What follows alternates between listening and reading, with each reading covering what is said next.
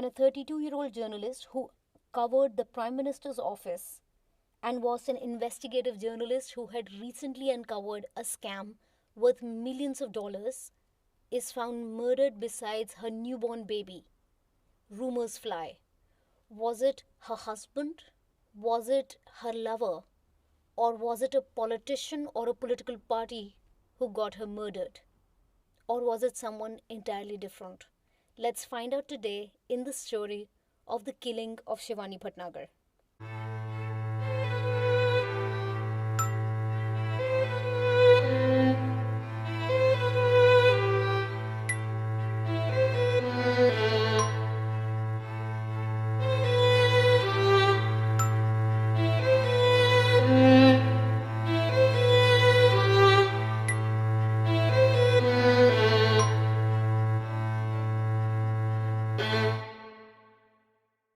Hi everyone, welcome to Collectively Vigilant. I am Dr. D.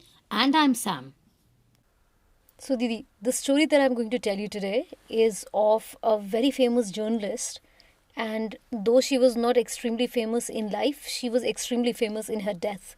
And I'm not sure if you remember, but this is actually a case from the end of the 1990s and the beginning of the year of the 21st century. Okay, so let's start with the story of Shivani Bhatnagar. Shivani Bhatnagar was a 31-year-old chief reporter of the Indian Express newspaper. She was not just a journalist, she was actually a member of the special investigative team. And in her lifetime as a journalist, which was about 10 years, she started her career around the age of 22. And as we will get to know through the story, she basically died at the age of 32. So from 22 to 32, she is credited with having worked on several exclusive stories. And she worked on a very famous case. I'm not sure if you remember this, Didi, because there used to be so many scams and India still has so many scams that I'm not sure if you remember. There used to be a scam called the biscuit scam, right, which was connected with the midday meal, if you remember, in the biscuits which are handed out to children who attend government schools. This was a scam from the Haryana, basically around the Haryana government, if you remember. So it was Shivani Bhatnagar's reporting on the biscuit scam which highlighted the alleged nexus between the Haryana government officers and contractors in basically siphoning of money meant to purchase biscuits for malnourished mothers and malnourished infants. As a matter of fact, it was the impact of that story that the CBI basically was forced to step in, and that's when the scam came to light. Okay, so I'm going to tell you the story of Shivani Bhatnagar, and Shivani Bhatnagar was a married woman.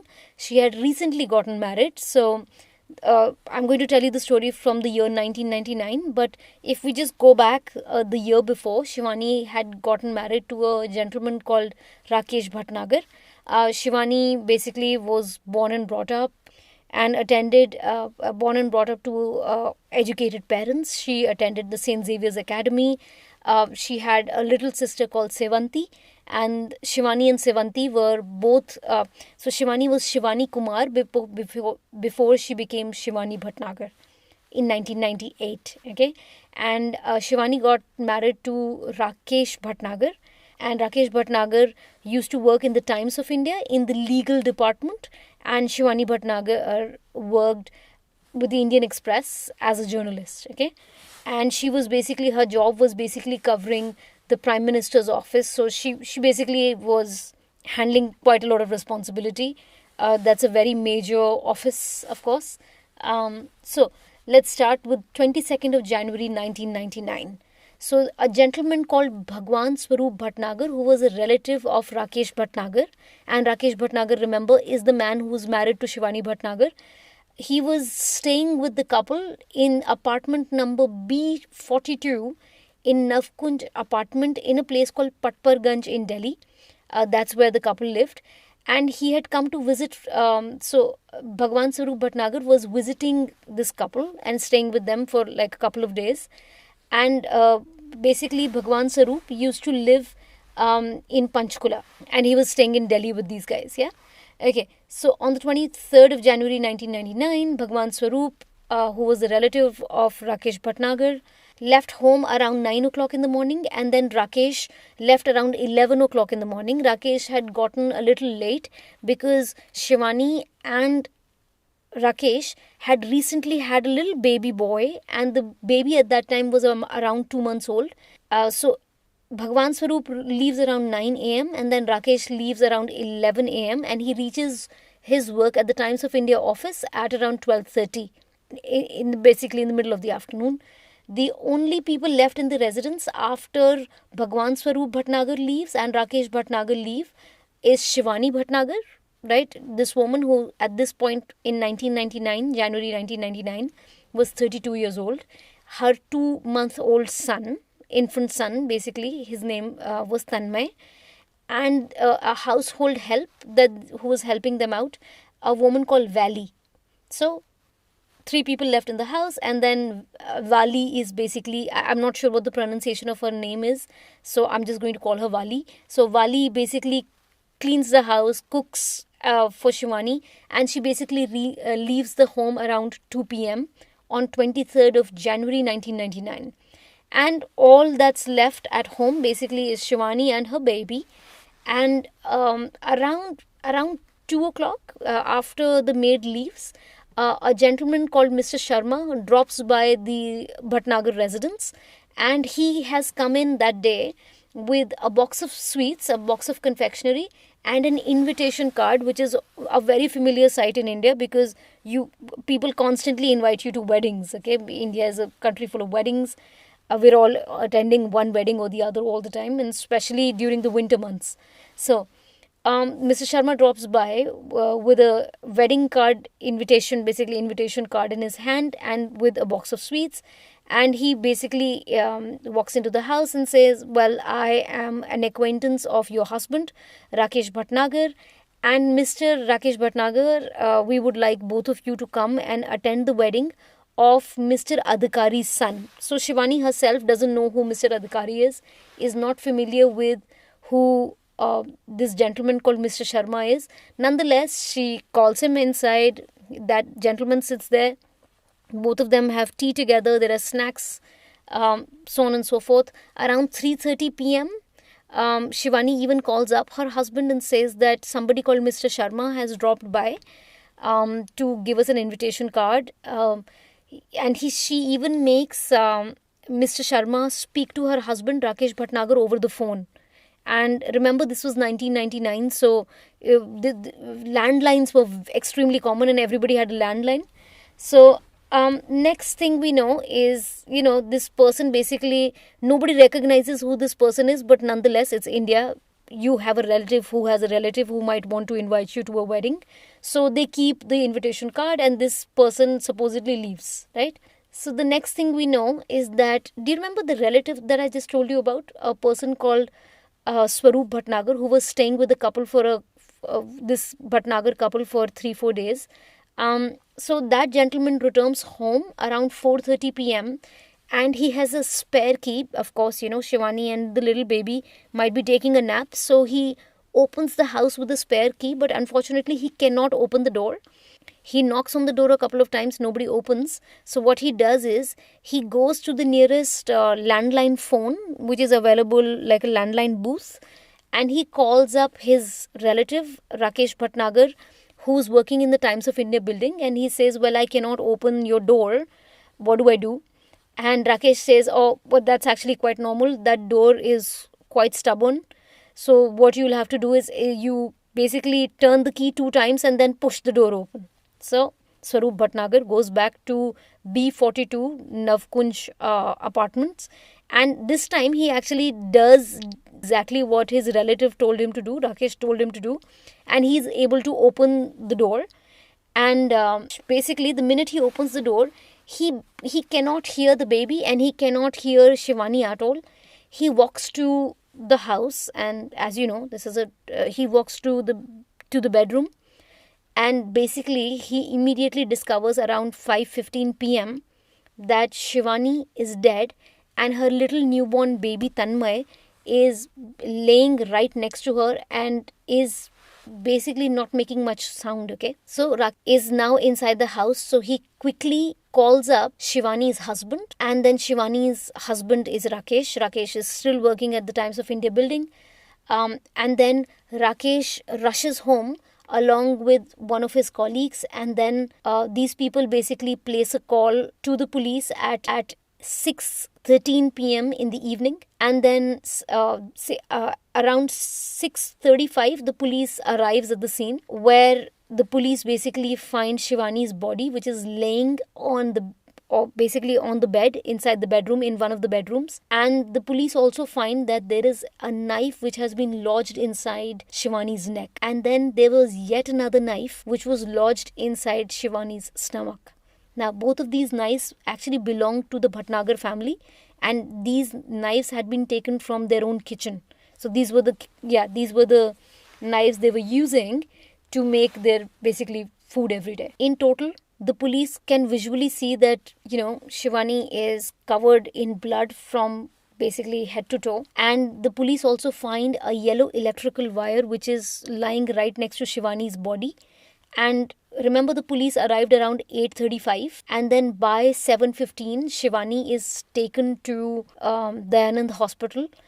And of course they could visually already see that she was dead, but she had to be officially declared dead. So they take her to Dayanand hospital, and by 7:15 p.m. The doctors confirm that she's indeed dead. However, Rakesh, the husband, Shivani's husband, couldn't believe that his wife was no more, and insisted that Shivani should be taken to another hospital. So Shivani's body is taken from Dayanand hospital to Apollo hospital, and basically Apollo hospital also says the same thing, that Shivani is indeed dead. So a few hours later, Shivani's autopsy was conducted by a gentleman called Dr. Gupta, and Dr. Gupta says, quote, "I found that she had multiple stab injuries on her chest and knee. What was striking was the force with which the injuries had been inflicted on her." And then within the same newspaper article that I had consulted, he's later quoted as saying, "The tip of her kitchen knife used in the murder was the murder weapon and was found to be bent," unquote. Then even further within the same newspaper article, he says, quote, "Strangulation attempt was so brutal that Shivani's windpipe broke, leading to acute asphyxia. Her face had turned blue," unquote. Right? So basically, Shivani had received 3 injuries to the back of her head. She had been, and of course she was stabbed in the neck, she was stabbed in the stomach, and she had been strangled. And then the doctor also, Dr. Gupta, who basically conducted the autopsy, said that Shivani was probably also hit with a heavy object, and he speculated that that heavy object might have been a kitchen skillet, like a cast iron skillet, like a tawa. And somebody had, whoever had done this to Shivani, had also fractured her skull. That's how harshly she had been smashed on her head. And then he ends his analysis of Shivani's body by saying, quote, "I felt that the woman was murdered 3 times over," unquote. So, of course, Shivani was a noted journalist, so this spreads like wildfire everywhere, and the police start their investigation. So, during their investigation, the police found that whoever had entered Shivani's home was certainly not a stranger. And what supported this theory was the fact that at the scene of the crime, they found 2 cups of tea, remnants of uneaten snacks and some eaten snacks on the coffee table of the living room, 2 empty glasses, somebody had consumed water in those glasses, and then a box of confectionery was lying on the dining table. On top of this, it seemed like whoever had murdered Shivani was looking for something in particular, because all the things in her home were in utter disarray, and all 3 bedrooms were in complete shambles. Everything was turned upside down. And when Rakesh was asked if something's missing from the house, go look for it. The police, of course, asked all this. So Rakesh, the husband, went around looking from room to room, and he very quickly identified that two things were definitely missing. One was Shivani's camera. As a journalist, she had a sort of expensive camera, and Shivani's gold chain was also missing. The police from the crime scene was able to lift several fingerprints, because whoever had sat with Shivani had taken their time and sort of eaten snacks as well. So they were able to lift quite a lot of fingerprints, and 10 really good fingerprints were lifted, and of course several other were lifted as well, which were not of the greatest quality, but 10 were basically spectacular fingerprints. The police also checked the entry register which the guards kept as a log of all the people who visited the apartment building, and it seemed to the police that the person who had entered Shivani's house that afternoon had entered the apartment at 2:40 p.m. and had falsely registered their name as Rajiv Bhatnagar, and had listed this person had basically not only written a false name, had also written a false residential address, and that residential address was 311 Tribune Colony, Chandigarh. Now, basically like the Tribune newspaper, Tribune Colony. And according to the address book, this person had exited that building, so enters the building at 2:40 and then exits the building at 3:10. So basically stayed in the house for about 30 minutes. So yes, Didi, the person there were two entries which were registered for the same day. He was not the only person who visited the apartment that day. So the maid had certainly been there. The relative who was staying with them had certainly been there, right? So there were two more entries which were registered on the same day and around the same time span. One was a person named Lalit, and another was apparently the dry cleaner, a man named Vasluddin, had visited the apartment. So Didi, that's another good question. So according to the police and the coroner, Shivani was killed around 3:30, between the hours of 3:30 p.m. and 5 p.m., between that 1.5 hour.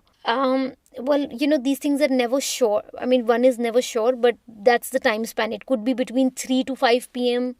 Or between 3:30 to 5 p.m., something like that. So between those 2 hours. By the way, it was such a famous case that quickly from the Delhi police, this case was quickly handed over to the crime branch. The police verified all the information which was listed in the visitor's log by visiting the address that was written. Do you remember? Somebody had written that the address was Tribune Colony in Chandigarh. So the police actually made their way to the Tribune newspaper office in Chandigarh. But obviously, as you can guess, they never found anybody called Mr. Sharma or Mr. Adhikari there. These were fake names which were taken, right? Fake names were written. The police actually thought that Shivani's husband, Rakesh, might be the person who must have killed Shivani. And in the ensuing months after her murder, he was questioned in connection to Shivani's murder 70 times. At the time of Shivani's murder, Shivani and her husband, remember I already mentioned that cell phones were a rarity, but both of them were journalists, right? And so they actually shared one particular cell phone, and her husband basically handed over that cell phone to the police, and they were able to search through details. The police also looked for extramarital affairs of Rakesh, because they thought that Rakesh might have killed Shivani because he wanted to be with another woman. But apparently the police was able to find that Rakesh apparently had absolutely no affairs whatsoever. He was faithful, but it turns out Shivani was not faithful. So what made the police suspect Rakesh in the beginning was basically he thought that so what made the police suspect that maybe Rakesh got his wife killed in a fit of anger and rage was maybe because Shivani was having an affair. So they were basically speculating all this. And of course, as we know, somebody who's closest to the victim is always the first person that the police looks at, right? Somebody who has access, basically. So in an interview, Rakesh basically says that, the police has been looking at me for a while. Rakesh expressed a lot of frustration at being looked at as the primary suspect, because of which he basically says, well, I've not been able to mourn my wife's death, and I've not been able to spend any time with my newborn son. So many people close to the family said that they knew that Shivani and Rakesh fought a lot, but even after a lot of digging, the police couldn't find any evidence that would link Rakesh to the murder of Shivani. So basically, the husband was taken out of the suspect pool because they just could not see any evidence that the man had killed his wife, or at least has gotten his wife killed. So, next, the police start talking to Shivani's little sister, a woman called Sevanti. And that's when Sevanti disclosed to the police that Shivani was actually having an affair with a man called Ravi Sharma, who was an IAS officer. And IAS officers are bureaucrats. So Shivani had disclosed this information. Shivani had basically told her own sister that she was having an affair after the birth of her son Tanmay, and Sevanti went to meet Shivani in the hospital to see her newborn baby. And at that time, apparently, Shivani was really upset, and she disclosed to her sister that she'd been having an affair with Ravi Kant Sharma, the bureaucrat. She also confided in her sister that Ravi Kant Sharma had been avoiding Shivani's phone calls, and actually Shivani requested that her sister Sevanti call Ravi Kant Sharma at his residence and inform Ravi Kant that Shivani had given birth to Tanmay. So, Didi, according to what I've read in this case, it does not seem like it's not been alleged that Ravi Kant was the father of Shivani's baby. Not according to what I've read. So Shivani had informed her sister Sevanti that R.K. Sharma had ceased all contact with Shivani, and actually Shivani had threatened Ravi Kant and said that she would expose him and ruin his career as a bureaucrat if he did not restart his affair with her. More details of this affair came to light when police spoke to yet another person who was quite close to Shivani, a woman by the name of Sejal Shah, who was Shivani's roommate in London. Shivani was in the UK for 3 months while she was pregnant, and she was basically in London for 3 months on the Sheving Journalism Scholarship, and so was Sejal. And Sejal was witness to hours of phone calls between Shivani and Ravikant. And remember, the year was 1998 when she was pregnant, and by the time she dies, it's January of 1999. And we were little kids back then, but I'm sure you do remember, Didi, that at that time there were hardly any internet. There was no internet call at that time, right? So Sejal was witness to hours of phone calls between Shivani and Ravikant. And in one of the conversations that Sejal Shah had with Shivani, Shivani disclosed to Sejal that Ravikant was really scared of his wife and he was scared to leave her. Anyway, so Sejal discloses all this information. Sejal also discloses that about a month into their training in London, Sejal recalls that Shivani told her that she was having an affair with R.K. Sharma, the bureaucrat, Ravikant Sharma, the bureaucrat, and that Shivani was very upset that she was pregnant.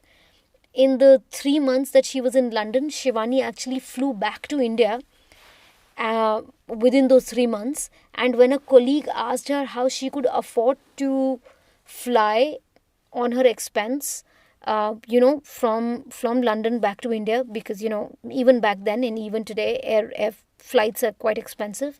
And if you're going somewhere just for 3 months, basically, you probably wouldn't want to come back, right? So anyway, when one of the colleagues of Shivani asked her, how can you afford? She said, quote, I have a close friend in Air India who fixes tickets for me, unquote. So, Didi, you're absolutely right that the person who was actually working in Air India at that time, he was not just working at Air India at that time, he was actually the director of vigilance for Air India, was Shivani's lover, so-called lover, alleged lover, Ravikant Sharma. And he was actually the head of Air India Vigilance Director from the year 1998 to the year 2000. And I'm telling you all this information about the year 1998, which was just the year before Shivani is killed. So, Didi, it seems like their Ravi Kant and Shivani's affair started in 1997 when Shivani was in charge of covering the office of the Prime Minister under the government of Inder Kumar Gujral, and Ravi Kant Sharma was a special bureaucrat on duty. Since the end of 1998, ever since she had become a mother, Ravikant Sharma had maintained distance with Shivani, which really upset her, and she threatened to expose him in the media. I told you that before. And Shivani wanted Ravikant to divorce his wife and marry Shivani. But so this is all these are basically pieces of information that the police is gathering from different people, some from Sevantis, from some from Sejal, so on and so forth. But it seems like Ravikant was unwilling to divorce his wife, and the police allege that basically Ravikant was the person who was the mastermind behind getting Shivani killed, because he did not want to leave his wife and he was really scared that Shivani would expose him in front of the world, basically. And so, who was this person, Ravikant? So, I did tell you that he was a bureaucrat. Basically, he was not just any bureaucrat, even clearing the bureaucracy exam in India, which is an IAS officer, Indian Administrative Services. You have to be exceptionally smart. You are in the fraction of the Indian population who get to take that exam and get to clear that exam. So, an exceptionally smart person. He was extremely well respected, and he cleared what has been called the world's hardest exam. And he was actually in charge of several really important departments. He was a young person, and even then, he was made in charge of the anti narcotics department. He was also in the vigilance department for anti corruption, in the Department of Finance. He was an officer that India actually sent several times to several Interpol conferences, especially one in France. And he was also sent by the Indian government as a representative to Canada to attend several short term courses which were being run by the United Nations. So he was quite a bright person. In 1992 to the year 1995,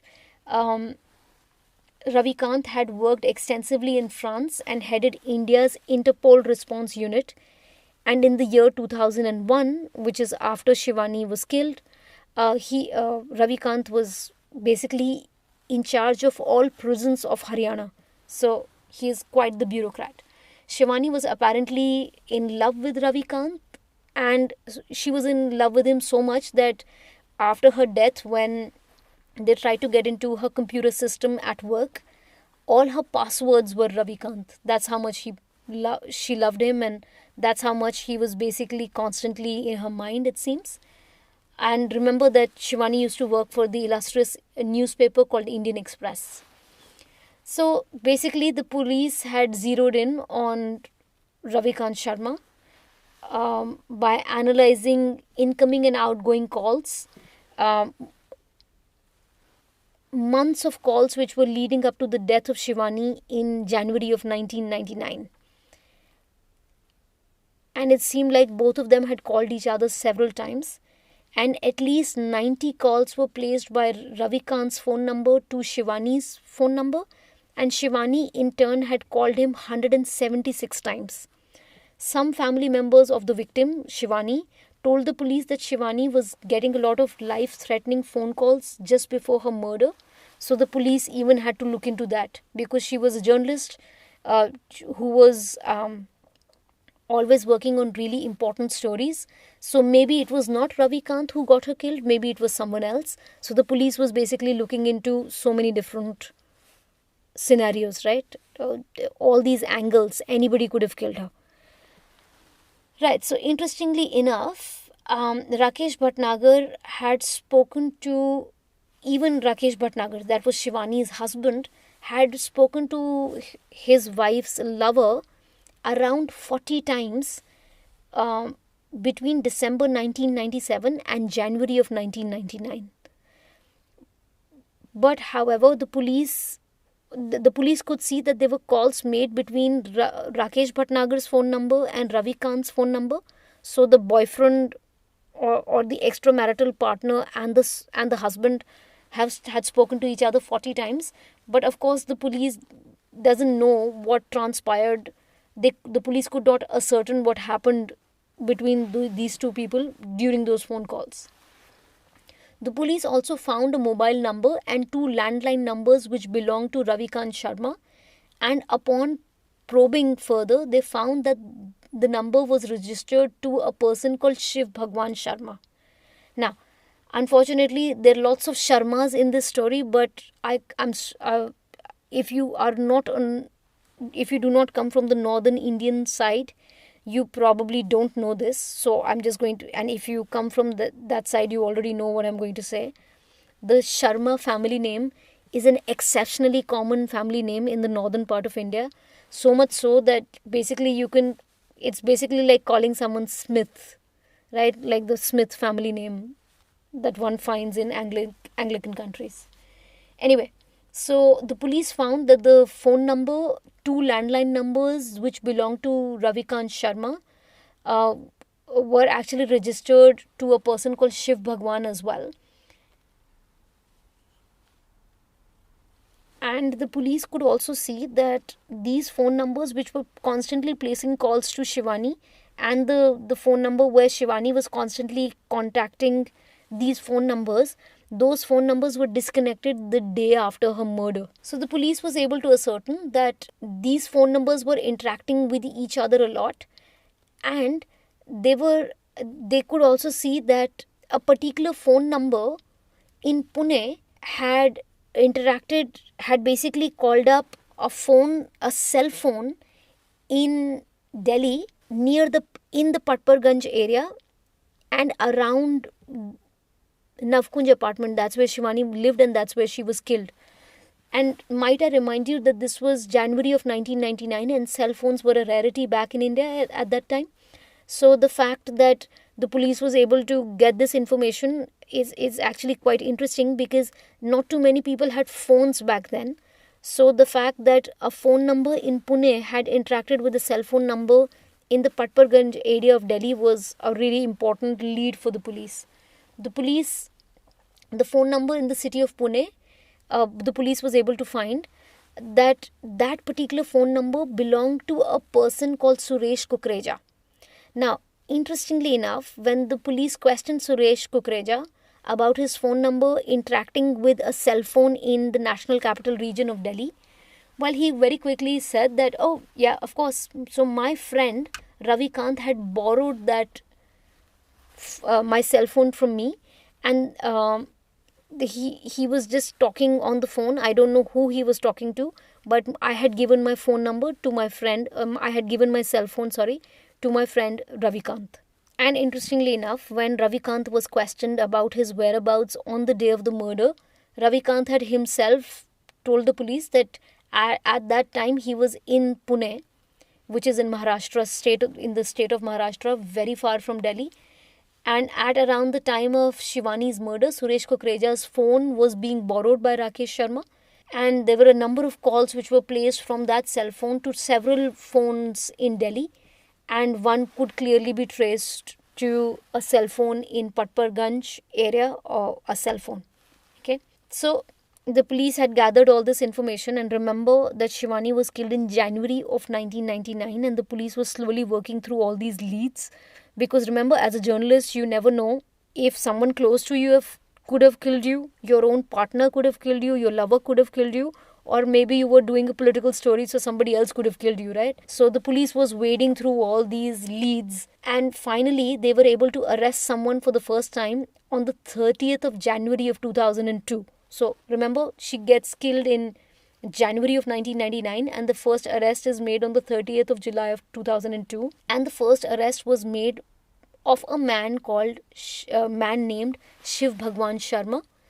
And literally the day this person is arrested, literally the next day, on August 1st of 2002, R.K. Sharma takes a leave of absence from work and goes for a quote-unquote long vacation. And remember, at this time, he is the head of all the prisons of Haryana.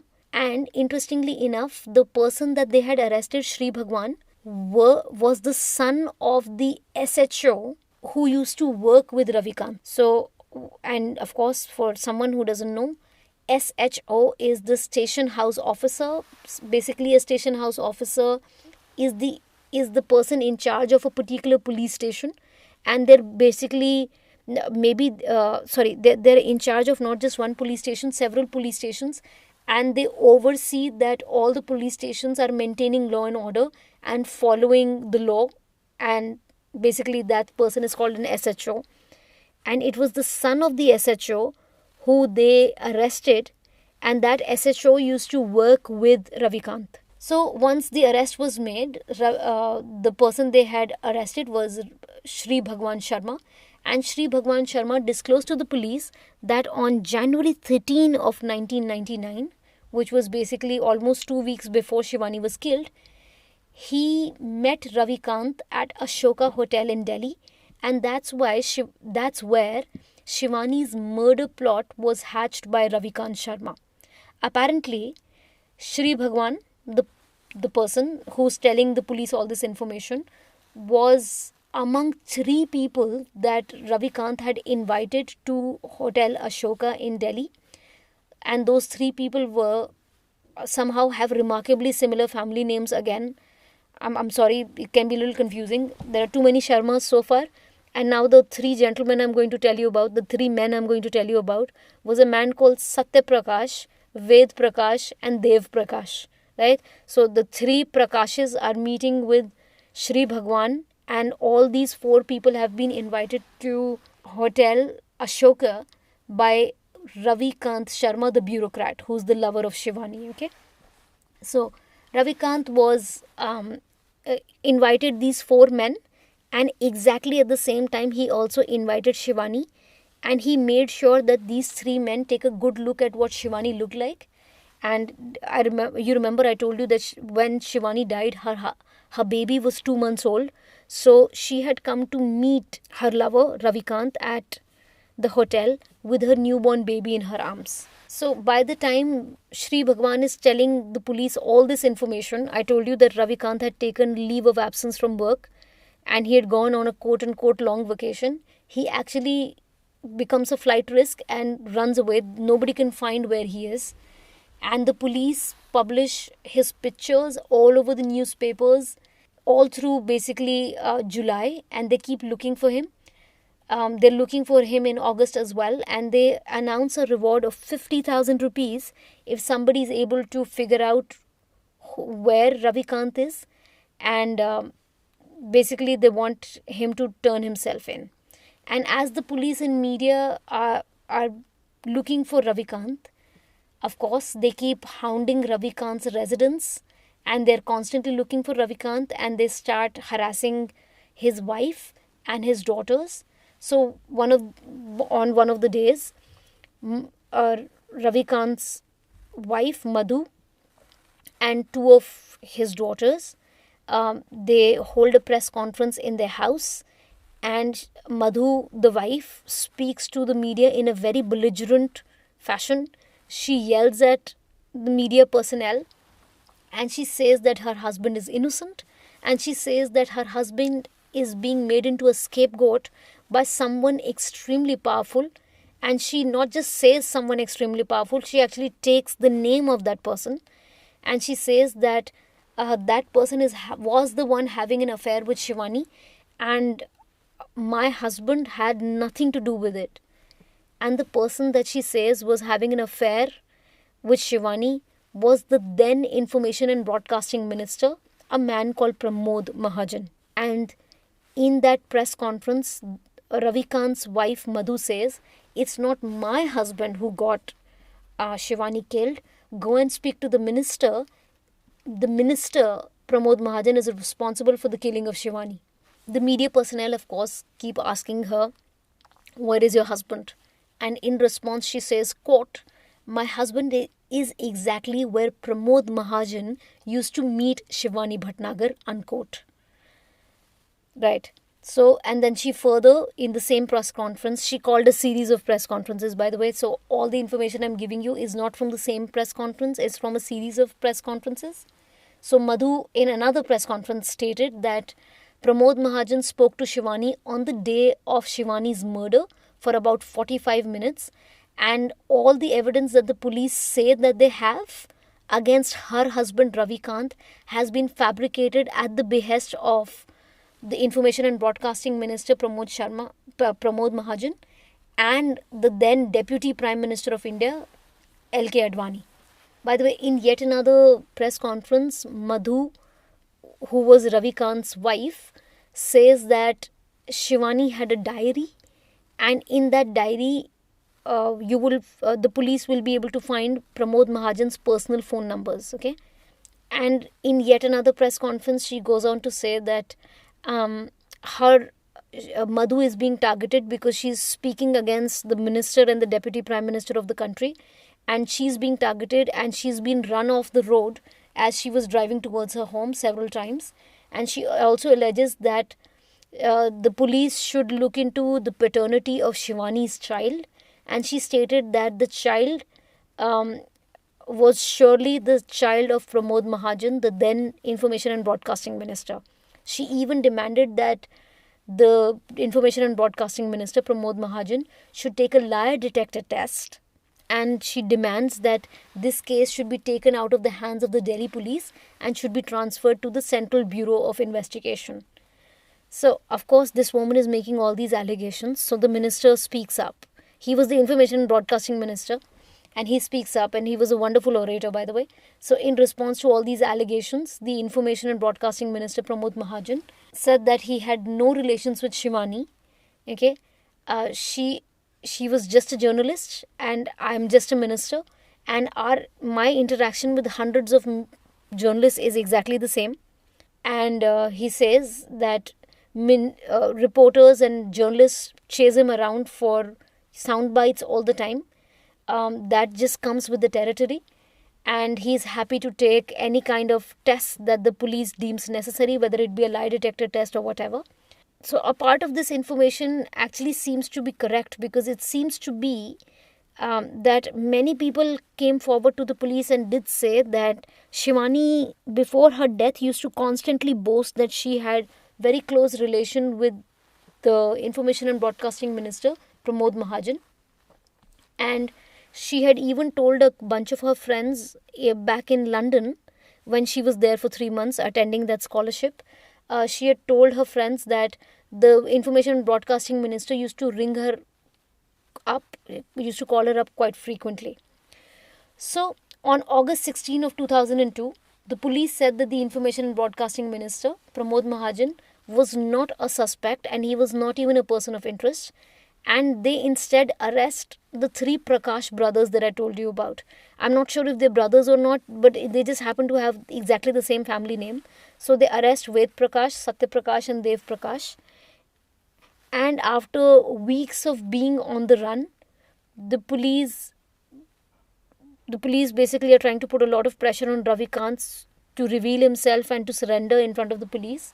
So what they do is they go and seize the property of Ravi Kant.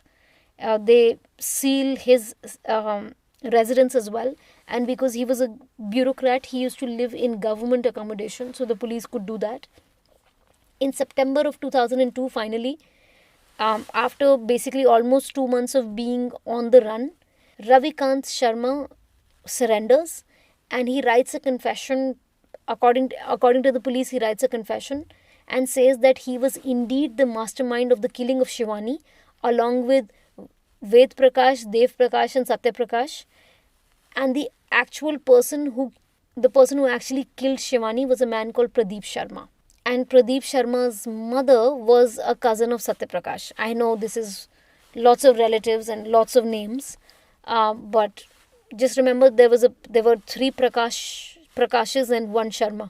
So apparently in his confession letter, Ravi Kant says that he was pissed off, that Shivani had been really pissed off with Ravi Kant, that he had not even congratulated her at the birth of her son. And basically, apparently, journalist Shivani was threatening to expose Ravi Kant, not for the affair that he was having with her, apparently, okay, allegedly.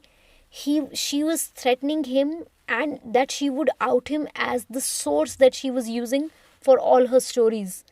and he was, remember, a bureaucrat, so he had a lot of information of the dealings of the government, the inside and out, and she was threatening to name him in the stories that she had written. Shivani had specially worked on a story which was at that point another scandal. So remember, she had revealed something called a biscuit scandal, right? Biscuit ghotala. And then she had uncovered another scandal which was called the Saint Kitts scandal.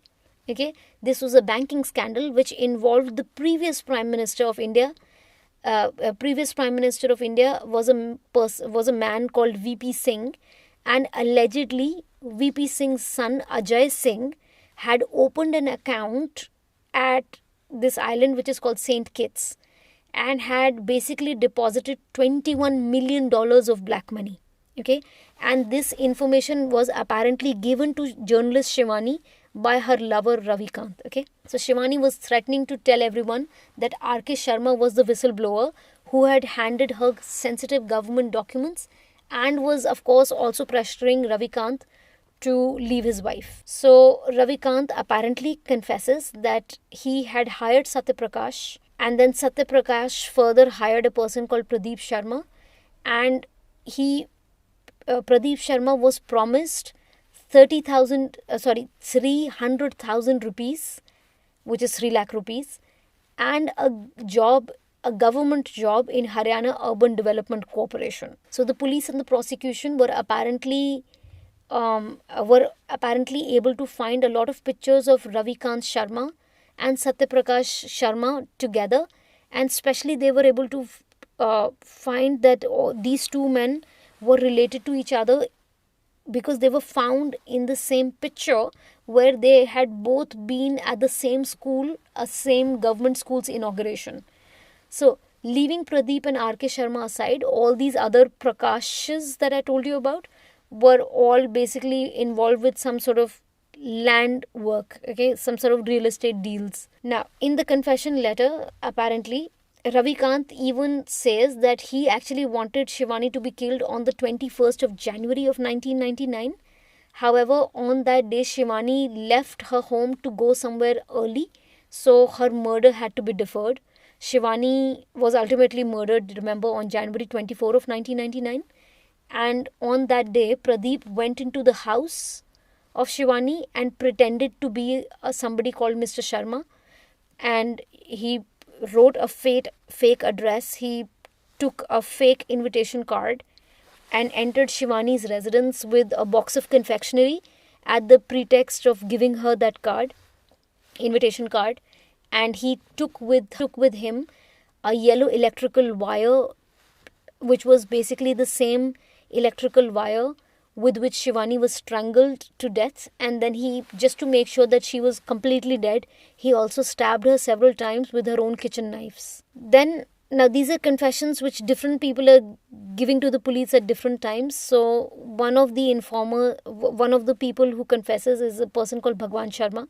So Bhagwan Sharma says that after killing Shivani, 3 men basically get together and they leave Delhi and they make their way to the state of Maharashtra, and they end up meeting Ravikant at a hotel called Hotel Milan, where Ravikant gives these 3 men 3 lakh rupees in cash. Now, remember I told you that the police was also able to find cell phone conversations, and they were able to basically see that a phone in Delhi's Patparganj area had received a phone call from Pune, which is in Maharashtra. So they again questioned Mr. Kukreja, the person who owned that phone, and the person who had apparently given his phone to Ravikant. Basically says that I never gave him that phone. He retracts his statement. The police was also able to find the chain which was missing from Shivani's residence, and they were also able to find the camera which was missing, and they were able to match the 10 fingerprints that the police had lifted did belong to the killer, and then they were also able to match his handwriting sample with the visitor's log handwriting which were found at the entry gate of the apartment building. So all this the killer was Pradeep Sharma, and it was his handwriting. Okay, and Pradeep Sharma was hired by a man called Bhagwan Sharma. And I'm sorry, there are so many Sharmas here. I'm sure it's getting confusing, but I just keep saying their names again so that the story is clearer to you. So, upon his arrest, Pradeep Sharma basically alleged, of course, when these people finally the case against them starts in the court. So Pradeep basically alleges that the police had completely cooked up all the evidence and had planted his fingerprints, and they had made him write um, a visitor's entry log in 2000 in 2002 when they were questioning him. He says that I never wrote that. That's in 1999. They made me do that much later. So all the court cases began in the year 2003, and they kept going on.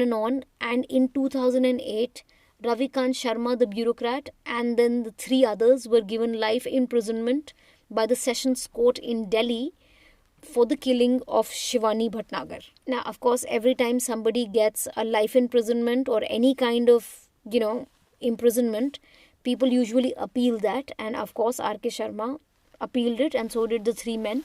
So the trial court agreed with R.K. Sharma, who was the main mastermind, and they basically, the Sessions Court and the trial court both agreed that he was indeed the mastermind. However, they did not give him the death penalty, which was being asked for by the prosecution, because apparently they really liked the fact that before the killing of Shivani, Ravikant had never done anything wrong, and he was a good bureaucrat, and he had worked really well, and he was quite bright.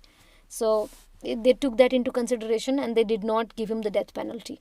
The police also acquitted two out of the four men who had peripheral knowledge of the murder case but not really fully involved in it.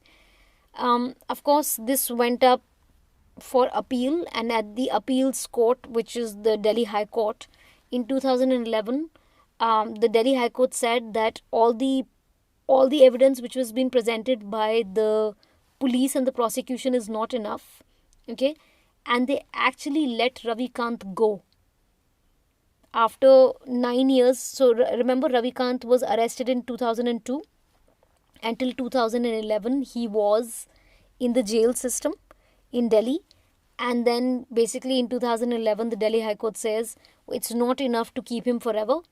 They didn't really even trust the pieces of evidence which were given, which were presented to the Sessions Court in the year 2000, starting from the year 2003 till the year 2008.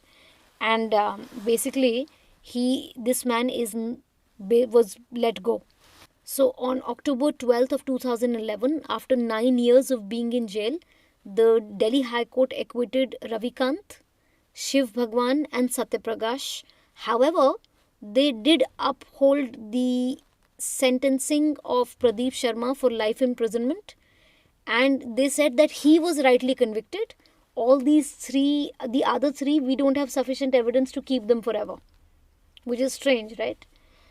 And basically for these three men, they reversed the lower court's 2008 decision to give these three men life imprisonment. So the reality of this case is that many people did believe that Ravikant was being made into a scapegoat. Okay, there was a lot of doubt in the minds of many people that maybe Ravikant had actually not masterminded this killing at all. Maybe it was the then minister, the information broadcasting minister Pramod Mahajan, who had done it. Anyway, one person is still in jail for the killing of Shivani. 3 people have been acquitted. They were in jail for 9 years, and after that they were acquitted. And we really don't know who the real killer is, who masterminded it.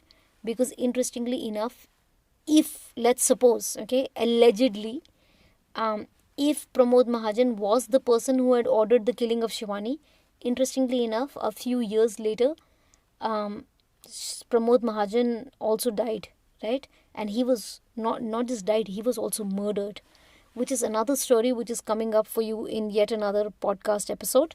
So stay tuned for that. Okay, Didi. So now that's the story. But let's discuss the criminological and psychological analysis of this particular case, the killing of Shivani Bhatnagar.